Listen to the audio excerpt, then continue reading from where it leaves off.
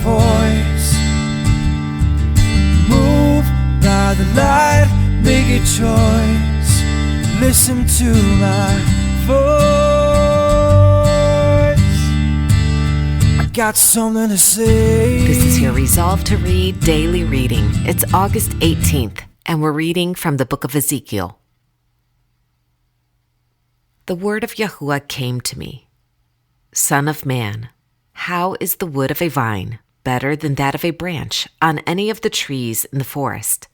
Is wood ever taken from it to make anything useful? Do they make pegs from it to hang things on? And after it is thrown on the fire as fuel, and the fire burns both ends and chars the middle, is it then useful for anything? If it was not useful for anything when it was whole, how much less can it be made into something useful when the fire has burned it and it is charred? Therefore, this is what the sovereign Yahuwah says. As I have given the wood of the vine among the trees of the forest as fuel for the fire, so will I treat the people living in Jerusalem. I will set my face against them.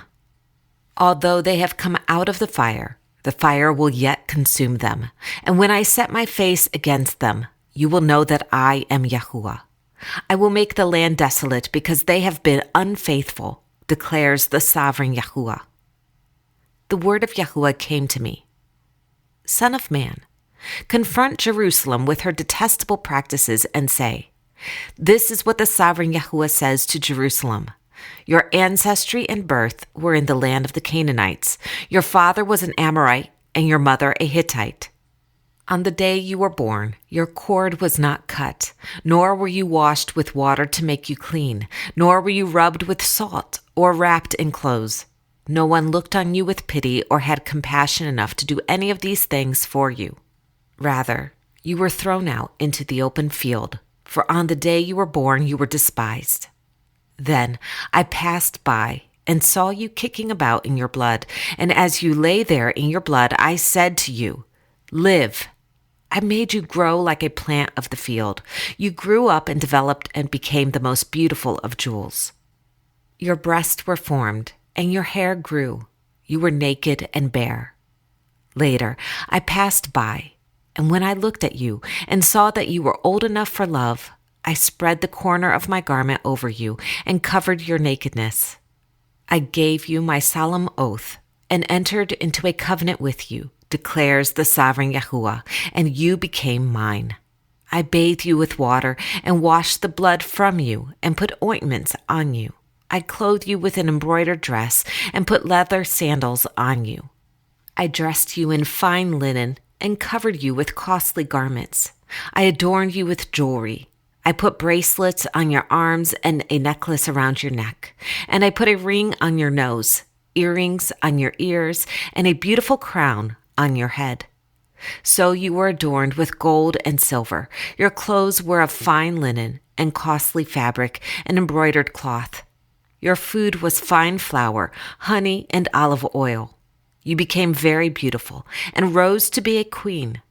And your fame spread among the nations on account of your beauty, because the splendor I had given you made your beauty perfect, declares the sovereign Yahuwah. But you trusted in your beauty and used your fame to become a prostitute. You lavished your favors on anyone who passed by, and your beauty became his. You took some of your garments to make gaudy, high places where you carried on your prostitution. Such things should not happen, nor should they ever occur. You also took the fine jewelry I gave you, the jewelry made of my gold and silver, and you made for yourself male idols and engaged in prostitution with them. And you took your embroidered clothes to put on them, and you offered my oil and incense before them. Also the food I provided for you, the fine flour, olive oil, and honey I gave you to eat, you offered as fragrant incense before them. That is what happened, declares the sovereign Yahuwah. And you took your sons and daughters, whom you bore to me, and sacrificed them as food to the idols. Was your prostitution not enough? You slaughtered my children and sacrificed them to the idols. In all your detestable practices and your prostitution, you did not remember the days of your youth, when you were naked and bare, kicking about in your blood. Woe! Woe to you, declares the sovereign Yahuwah. In addition to all your other wickedness, you built a mound for yourself and made a lofty shrine in every public square. At the head of every street, you built your lofty shrines and degraded your beauty, offering your body with increasing promiscuity to anyone who passed by. You engaged in prostitution with the Egyptians, your lustful neighbors, and provoked me to anger with your increasing promiscuity. So I stretched out my hand against you and reduced your territory. I gave you over to the greed of your enemies, the daughters of the Philistines, who were shocked by your lewd conduct. You engaged in prostitution with the Assyrians too, because you were insatiable, and even after that you were still not satisfied. Then you increased your promiscuity to include Babylonia, a land of merchants. But even with this, you were not satisfied. How weak-willed you are, declares the sovereign Yahuwah, when you do all these things, acting like a brazen prostitute. When you built your mounds at the head of every street and made your lofty shrines in every public square, you were unlike a prostitute because you scorned payment. You adulterous wife, you prefer strangers to your own husband. Every prostitute receives a fee, but you give gifts to all your lovers, bribing them to come to you from everywhere for your illicit favors.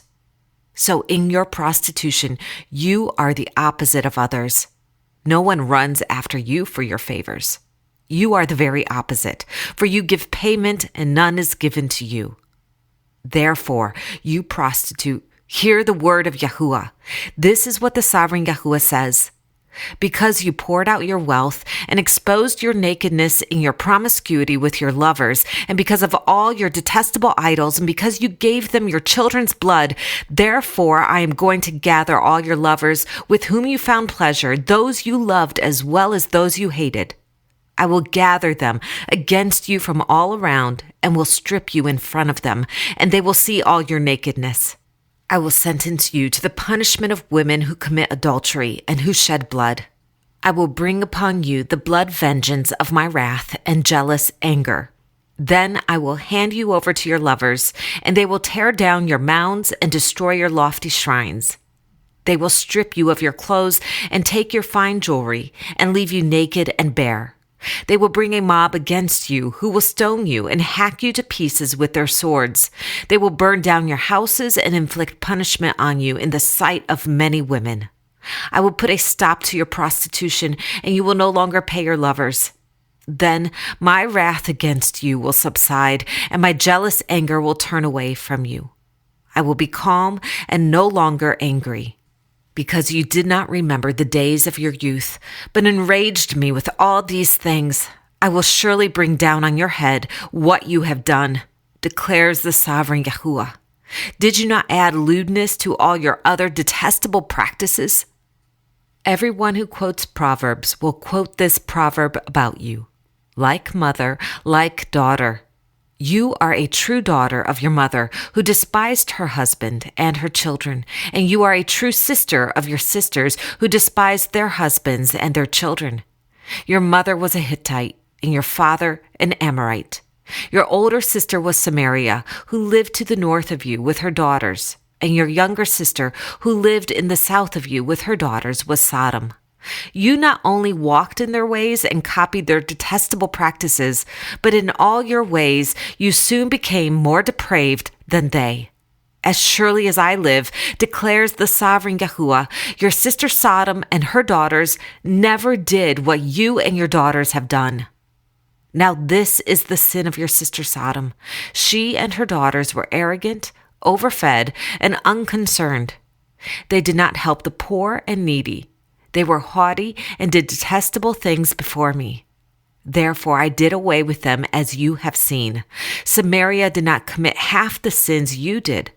You have done more detestable things than they, and have made your sisters seem righteous by all these things you have done.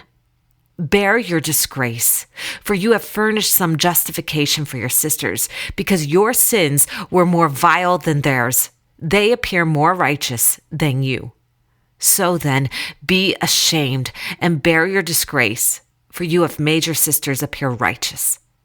However, I will restore the fortunes of Sodom and her daughters, and of Samaria and her daughters, and your fortunes along with them, so that you may bear your disgrace and be ashamed of all you have done in giving them comfort. And your sisters, Sodom with her daughters and Samaria with her daughters, will return to what they were before, and you and your daughters will return to what you were before. You would not even mention your sister Sodom in the day of your pride, before your wickedness was uncovered. Even so, you are now scorned by the daughters of Edom and all her neighbors, and the daughters of the Philistines, all those around you who despise you. You will bear the consequences of your lewdness and your detestable practices, declares Yahuwah. This is what the sovereign Yahuwah says: I will deal with you as you deserve, because you have despised my oath by breaking the covenant. Yet I will remember the covenant I made with you in the days of your youth, and I will establish an everlasting covenant with you. Then you will remember your ways and be ashamed when you receive your sisters, both those who are older than you and those who are younger. I will give them to you as daughters, but not on the basis of my covenant with you. So I will establish my covenant with you, and you will know that I am Yahuwah. Then, when I make atonement for you for all you have done, you will remember and be ashamed and never again open your mouth because of your humiliation, declares the sovereign Yahuwah. The word of Yahuwah came to me. Son of man, set forth an allegory and tell the house of Israel a parable. Say to them, this is what the sovereign Yahuwah says. A great eagle with powerful wings, long feathers, and full plumage of varied colors comes to Lebanon.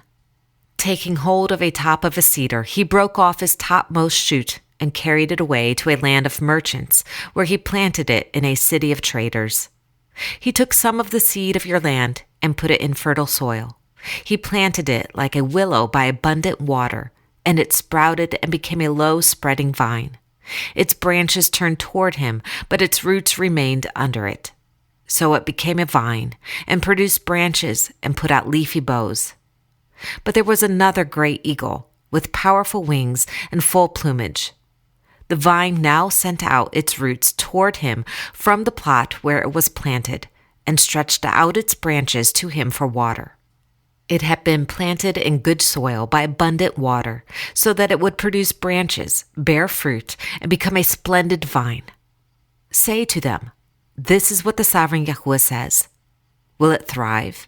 Will it not be uprooted and stripped of its fruit, so that it withers? All its new growth will wither. It will not take a strong arm or many people to pull it up by the roots.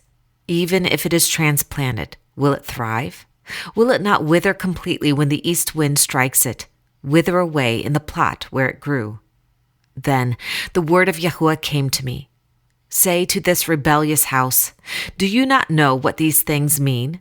Say to them, the king of Babylon went to Jerusalem and carried off her king and her nobles, bringing them back with him to Babylon. Then he took a member of the royal family and made a treaty with him, putting him under oath. He also carried away the leading men of the land, so that the kingdom would be brought low, unable to rise again, surviving only by keeping his treaty. But the king rebelled against him by sending his envoys to Egypt to get horses and a large army. Will he succeed? Will he who does such things escape?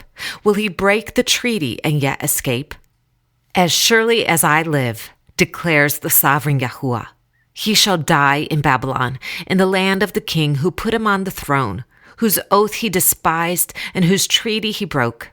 Pharaoh with his mighty army and great horde will be of no help to him in war, when ramps are built and siege works erected to destroy many lives. He despised the oath by breaking the covenant. Because he had given his hand in pledge and yet did all these things, he shall not escape. Therefore, this is what the sovereign Yahuwah says. As surely as I live, I will bring down on his head my oath that he despised and my covenant that he broke. I will spread my net for him, and he will be caught in my snare. I will bring him to Babylon and execute judgment upon him there, because he was unfaithful to me. All his fleeing troops will fall by the sword, and the survivors will be scattered to the winds.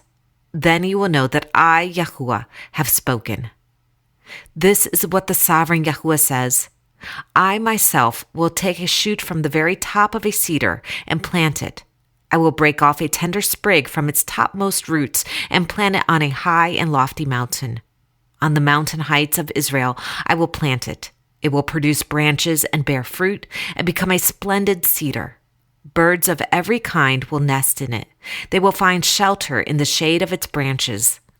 All the trees of the field will know that I, Yahuwah, bring down the tall tree and make the low tree grow tall. I dry up the green tree and make the dry tree flourish. I, Yahuwah, have spoken, and I will do it. The word of Yahuwah came to me. What do you people mean by quoting this proverb about the land of Israel? The fathers eat sour grapes, and the children's teeth are set on edge. As surely as I live, declares the sovereign Yahuwah, you will no longer quote this proverb in Israel. For every living soul belongs to me, the Father as well as the Son. Both alike belong to me. The soul who sins is the one who will die. Suppose there is a righteous man who does what is just and right. He does not eat at the mountain shrines or look to the idols of the house of Israel. He does not defile his neighbor's wife or lie with a woman during her period. He does not oppress anyone, but returns what he took in pledge for a loan. He does not commit robbery, but gives his food to the hungry, and provides clothing for the naked. He does not lend at usury or take excessive interest. He withholds his hand from doing wrong, and judges fairly between man and man. He follows my decrees and faithfully keeps my laws. That man is righteous. He will surely live, declares the sovereign Yahuwah. Suppose he has a violent son who sheds blood or does any of these other things, though the father has done none of them. He eats at the mountain shrines. He defiles his neighbor's wife. He oppresses the poor and needy. He commits robbery. He does not return what he took in pledge. He looks to the idols. He does detestable things. He lends at usury and takes excessive interest. Will such a man live? He will not. Because he has done all these detestable things, he will surely be put to death, and his blood will be on his own head. But suppose this son has a son who sees all the sins his father commits, and though he sees them, he does not do such things. He does not eat at the mountain shrines or look to the idols of the house of Israel. He does not defile his neighbor's wife. He does not oppress anyone or require a pledge for a loan. He does not commit robbery, but gives his food to the hungry and provides clothing for the naked. He withholds his hand from sin and takes no usury or excessive interest. He keeps my laws and follows my decrees. He will not die for his father's sin. He will surely live.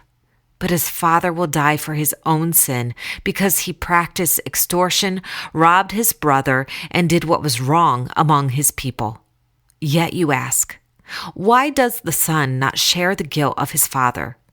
Since the son has done what is just and right and has been careful to keep all my decrees, he will surely live. The soul who sins is the one who will die. The son will not share the guilt of the father, nor will the father share the guilt of the son. The righteousness of the righteous man will be credited to him, and the wickedness of the wicked will be charged against him. But if a wicked man turns away from all the sins he has committed and keeps all my decrees and does what is just and right, he will surely live. He will not die. None of the offenses he has committed will be remembered against him. Because of the righteous things he has done, he will live. Do I take any pleasure in the death of the wicked? Declares the sovereign Yahuwah. Rather, am I not pleased when they turn from their ways and live? But if a righteous man turns from his righteousness and commits sin and does the same detestable things the wicked man does, will he live? None of the righteous things he has done will be remembered. Because of the unfaithfulness he is guilty of, and because of the sins he has committed, he will die. Yet you say, the way of the Lord is not just. Hear, O house of Israel, is my way unjust? Is it not your ways that are unjust? If a righteous man turns from his righteousness and commits sin, he will die for it. because of the sin he has committed, he will die. But if a wicked man turns away from the wickedness he has committed and does what is just and right, he will save his life.